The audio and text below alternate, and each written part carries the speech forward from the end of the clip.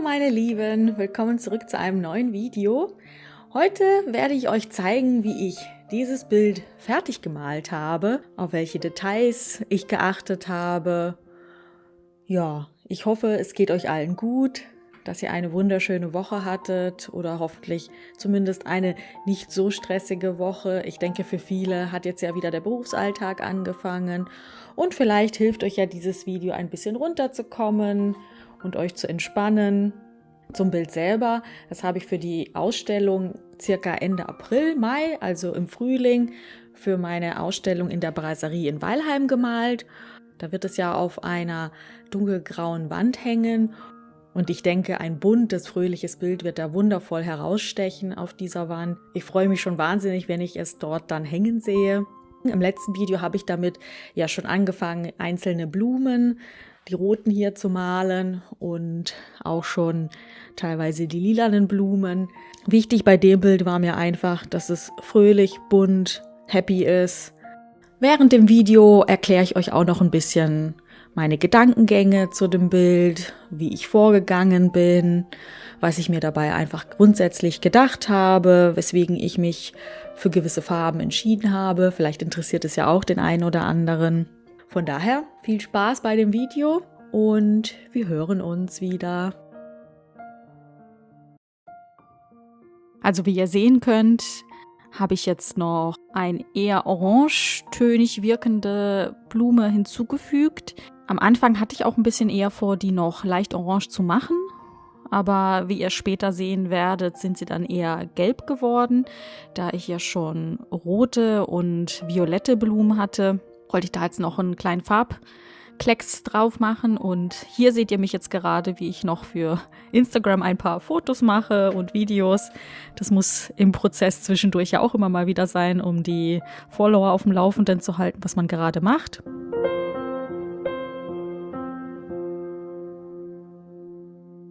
Hier filme ich das jetzt gerade.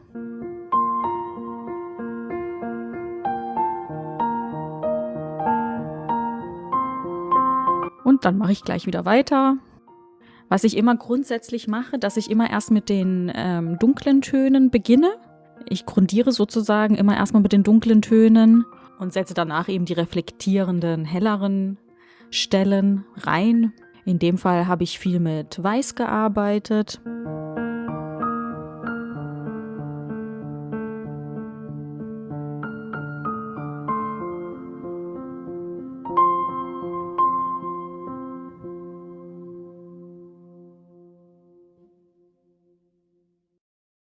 Wie man hier sieht, addiere ich jetzt nochmal etwas Weiß, da ja auch ein bisschen natürlich Licht auf die Blumen scheint und Tulpen zwar jetzt nicht so stark reflektieren, je nachdem wie das Licht drauf fällt, aber dass es natürlich ja auch mehr einen haptischen 3D-Ton hat, ist es immer wichtig, dass man natürlich mit Schatten und allem arbeitet.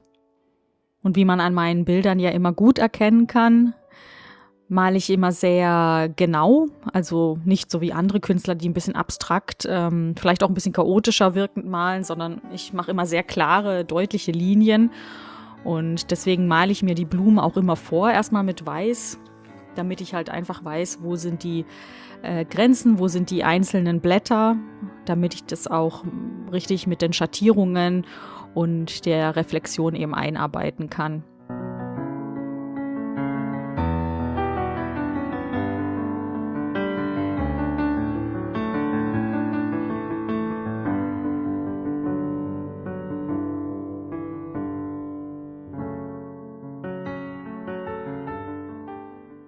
So, wie ihr seht könnt, bin ich jetzt soweit. Ich habe fast alle Blüten fertig. Jetzt fehlen nur noch die 3 hier. Und da bin ich jetzt am Überlegen, welche Farbe ich verwenden möchte. Da bin ich mir noch nicht so ganz sicher. Aber bis jetzt, wie es rausgekommen ist, bin ich sehr, sehr glücklich damit. Diese Blume hier möchte ich, glaube ich, noch mal ein bisschen anpassen. Da gefällt mir hier doch die Struktur noch nicht so ganz. Die ist noch nicht so weich, also die anderen haben eher da weichere Übergänge und ich finde, da sollte das dann einheitlich sein. Aber ja, sieht doch bis jetzt ganz schön aus, muss ich sagen. Ich mag auch die ganzen Farben und die Kombination mit den Farben. Und wenn ich die Blumen fertig habe, dann gehe ich weiter über noch hier runter Ich habe hier vor, so eine Art Topf, wo die Blume drin ist, reinzumachen, so eine Art Terrakotta-Topf.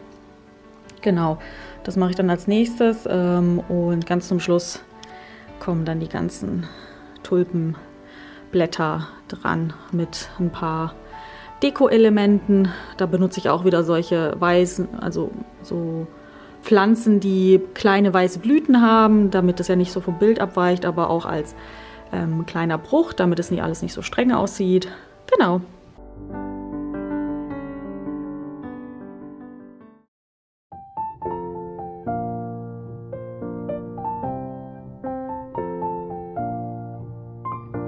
Hier habe ich mich jetzt nochmal dafür entschieden, noch eine violette Blume einzusetzen, da diese ja wieder von roten und gelben umgeben ist und noch einer rosanen Blume. Hier fange ich jetzt eben auch wieder an, die mit dem dunkleren Ton. Und da hat mir auch ein bisschen der blaue Hintergrund gut geholfen. Da konnte ich einfach dann genau sehen, wo die einzelnen Blätter aufhören und beginnen. Und der dunkle Ton hat dann auch schon ein bisschen dazu geholfen, dass ich schon leichte Schattierungen in den Blüten hatte. Aber so gehe ich grundsätzlich immer vor. Ich fange mit meistens einem Farbton an, schaue, wie sich das dann von der Komposition ergibt und addiere dann eben weitere Farben hinzu, wo ich denke, dass das auch hübsch aussehen wird.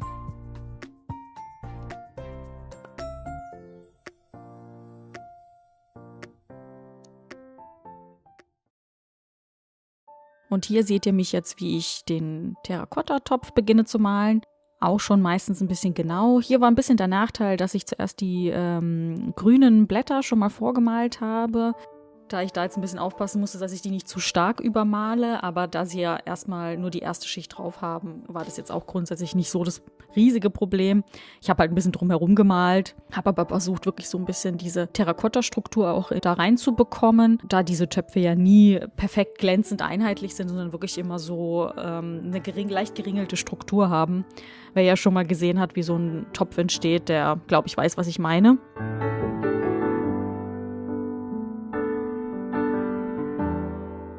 Und hier habe ich jetzt nochmal die helleren Schattierungen, die helleren Stellen hinzugefügt, also so, dass man halt wirklich das Gefühl hat, dass Licht von rechts reinkommt. Und dadurch ist natürlich dann der Topf auch rechts etwas heller und links fällt dann eher der Schatten. Und da mir der Topf am Anfang auch noch ein bisschen zu dunkel war, habe ich den dadurch jetzt auch nochmal heller gemacht.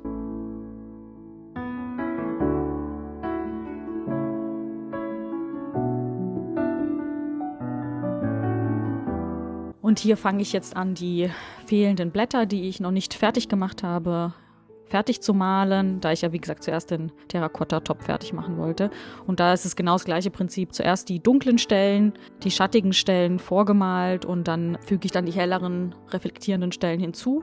Und damit die Übergänge weicher sind, mache ich das dann immer abwechselnd, dass ich dann hell und wieder dunkel und wieder helle Töne hinzufüge. Dann ist der Übergang dadurch halt schön weich. Das ist bei Acryl manchmal ein bisschen schwierig, weil Acryl sehr schnell trocknet. Also noch während dem Malprozess fängt die Farbe schon an zu trocknen und da muss man auch teilweise wirklich sehr schnell arbeiten, dass man auch die Übergänge weich hinbekommt.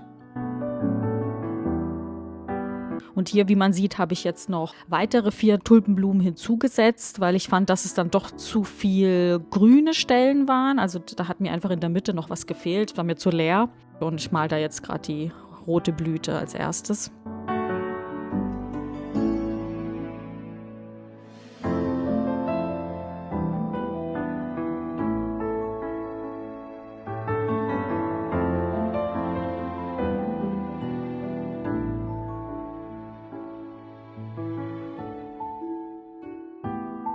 Und habe mich dann noch entschieden, noch Blüten zu machen, die so einen kleinen Mix aus Gelb und Rot haben. Das heißt, vorne reflektiert es eher gelb und weiter hinten, dann ist es ein bisschen rötlicher vom Ton her. Wollte da einfach noch einen kleinen anderen Farbklecks so noch reinsetzen.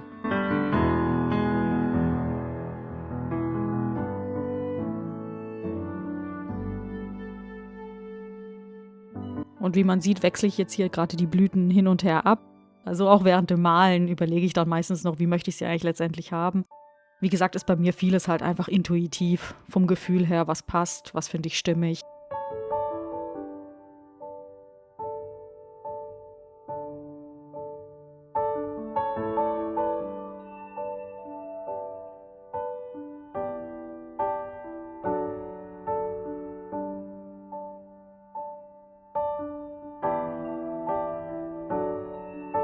Und da jetzt 3 rötliche Tulpenblumen reingesetzt wurden, habe ich mich jetzt wieder für eine violette, lila Variante entschieden, damit dann nochmal eine Abwechslung zwischendrin ist.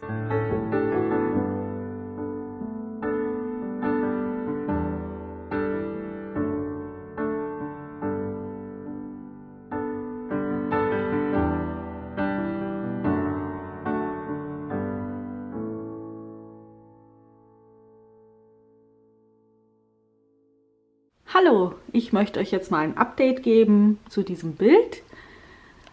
Wie ihr seht, habe ich jetzt hier das Grüne soweit fertig. Ich war mir jetzt über diesen Teil hier noch nicht so ganz sicher, wie ich den machen soll. Ich habe jetzt hier nochmal ein Blatt hinzugefügt und habe hier nochmal drüber gemalt. Das will ich jetzt morgen nochmal korrigieren, wenn jetzt die Schichten trocken sind, damit man halt das hier nicht mehr sieht. Genau, bei dem Blumentopf habe ich jetzt soweit alle Schatten hinzugefügt, damit es halt realistisch aussieht. Und habe hier unten jetzt auch noch so ein paar weiße Blüten hinzugefügt, aber da muss ich auch noch ein bisschen dran arbeiten, damit das ein bisschen stimmiger aussieht. Aber die Tulpen selber, mit denen bin ich soweit fertig. Ich muss da jetzt nur ein paar Korrekturen machen. Wie man sieht, ist hier so das Grün noch drüber gegangen. Als ich hier ein paar Korrekturen gemacht habe, da möchte ich auf jeden Fall noch die Blätter nochmal, also die Blüte hier nochmal korrigieren. Aber das habe ich bei den meisten schon gemacht. Deswegen es sind jetzt noch ein paar kleine Details. Aber ansonsten finde ich das Bild schon sehr, sehr stimmig, sehr schön, sehr bunt, fröhlich. Also ist jetzt nur schwierig, komplett auf der Kamera einzufangen, aber ja, der Gesamteindruck ist ja soweit da. Genau, das Bild ist 80 x 60 cm groß. Ich danke euch fürs Zuschauen. Wir sehen uns dann bis zum nächsten Mal. Tschüss!